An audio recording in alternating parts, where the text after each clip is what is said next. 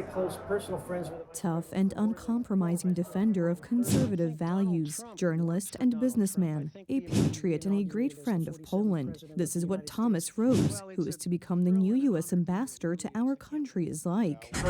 President Donald Trump simply can't praise him enough.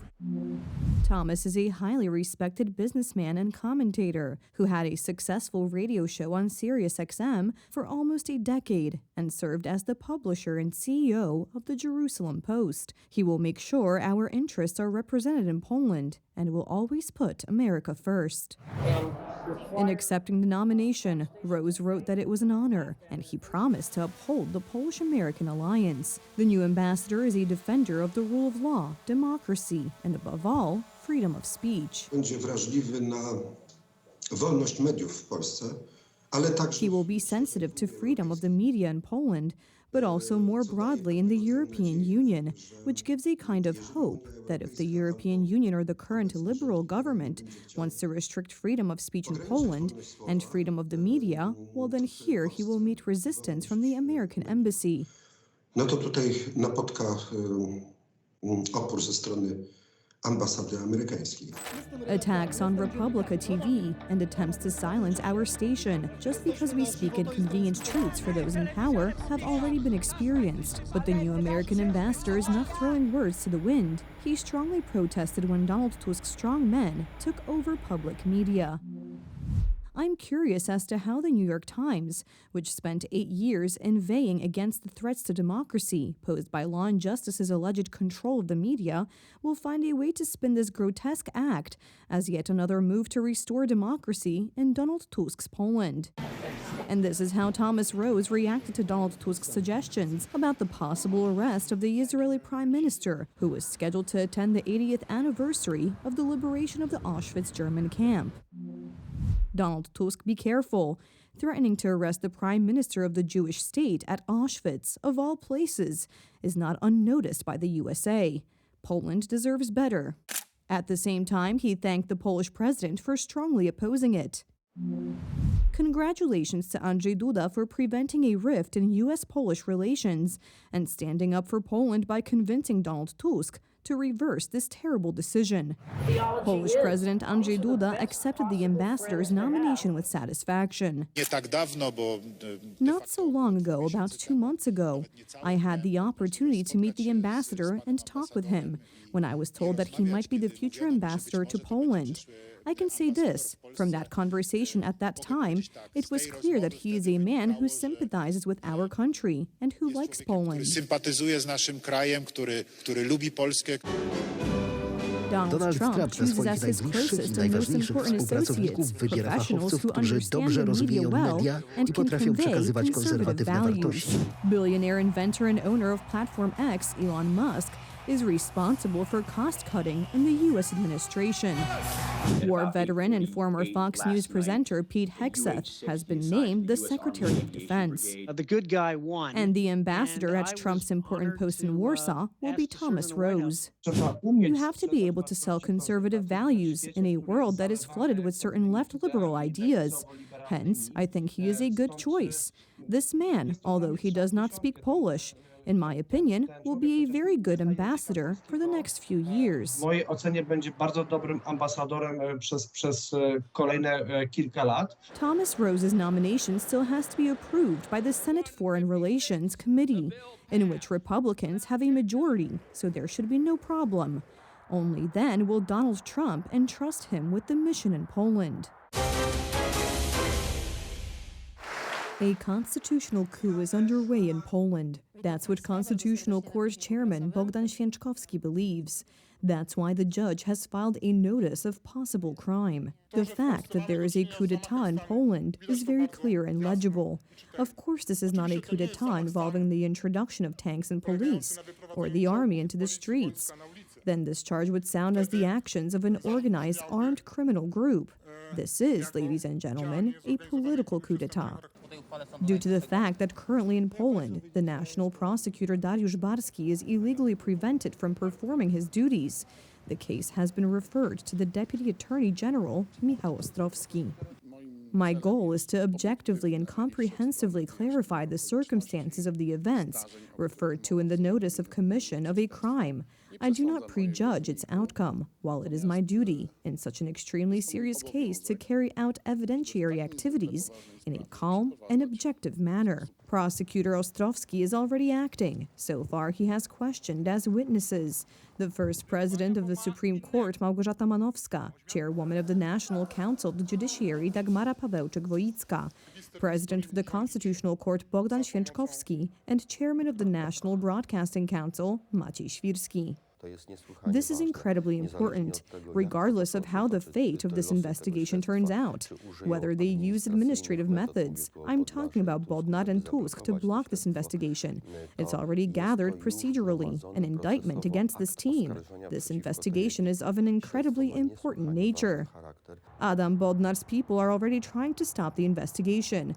Attorney General spokeswoman Anna Adamiak argues that the investigation is not underway because Michał Ostrowski has not given notice to his superiors. The correspondence, as I say, of unknown content, officially received from the Constitutional Court, is the private correspondence of Mr. Prosecutor Michał Ostrowski. Deputy Attorney General Robert Hernand claims otherwise. He believes that the notice of the possibility of a crime, according to the law, could have been directly forwarded to Michał Ostrowski. There is no such thing as a notice of a private nature in the Code of Criminal Procedure, a notice that meets the requirements of the Code of Criminal Procedure. The office points that are in the National Prosecutor's Office are also the points that are in the Secretariat of the Deputy Attorney General. This correspondence can also be forwarded in person to this Chancellery point. Since the beginning of Donald Tusk's government, there has been a series of activities that are directly illegal. The illegal takeover of the media and the prosecutor's office, the failure to recognize court rulings, the destruction of the opposition. All of this has been meticulously documented by lawyers over this time. We, as the Association Lawyers for Poland, also drew up a description of the lawlessness in English and published it and gave it also to those interested abroad, including Mr. Vice President of the United States, J.D. Vance. Politicians of the power camp headed by Prime Minister Tusk are trying to disavow the investigation. Listen, Kaczynski says you have staged a coup. Come on, we have serious business here. We'll deal with it later. They insinuate that since there are no tanks on the streets, there is no coup. However, nothing dies on the internet, like Radosław Sikorski's old posts from 2021, when he was in deep opposition. A coup doesn't always look like tanks and armed soldiers in the streets. Sometimes a coup, a seizure of control of state institutions, is carried out at party headquarters and in a courtroom. We are dealing with such a case in Poland. In contrast, now there has been the so-called wisdom of the stage. A systemic coup d'etat in the minds of politicians in the ruling coalition no longer exists. The issue here is not whether this special state or coup d'etat is to be carried out in armed form. That's not the point after all. It's only about the effect as it is. And that effect is achieved with the help of, after all, a fighting democracy. And while such serious world media as the Berliner Zeitung are writing about the lawlessness in Poland, in Gdańsk, the head of the European Commission is kissing up to Donald Tusk. Well, yes, a fighting democracy, but the ground is that our own people should rule, no matter the methods, no matter what.